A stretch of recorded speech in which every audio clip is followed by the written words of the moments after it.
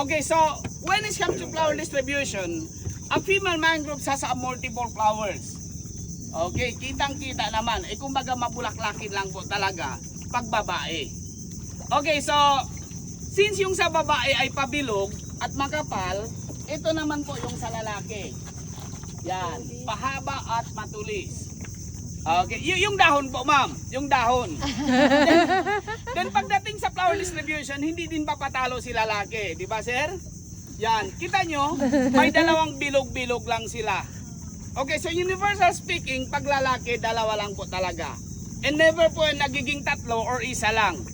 Kasi pag isa lang yung bilog-bilog na yan, baka dyan na po lumalabas yung tinatawag natin baklawan. Okay, so definitely, pag dalawa, bakawan po yan.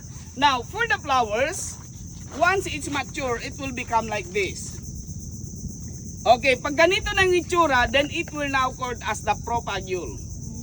Okay, so once mature na itong mga propagule nila, nagiging marupok din po yan. Oh. At madaling ma-fall. Tulad di sir, na-fall kay ma'am.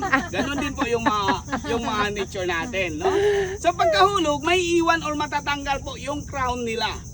And you will notice that the very pointy tip of the propagule, which is the single leaf of bakawan po yan. Okay? Kaya kung tutuusin, both of these bakawan, this must be separated from one another. Kasi both of them may ganito. Pero ang tanong, bakit sila nagkasama? Bakit nga ba? Yes. This is unusual, no? Andyan na yung mga bitter natin. So try to look po on the other side, no? Among with the bakawan lalaki, dapat bakawan lalaki po sila lahat. Kasi hulog din naman ng hulog yung mga seedlings nila. Okay. So same thing with sa bakawan babae. Okay? Pero ito sila, remember, hindi po ay nagtanan. Yan.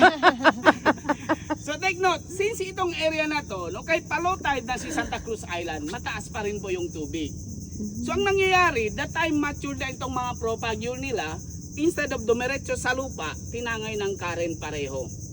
In a few days, dito sila naabutan ng low tide, tumusok, pinagtagpo at tinadhana.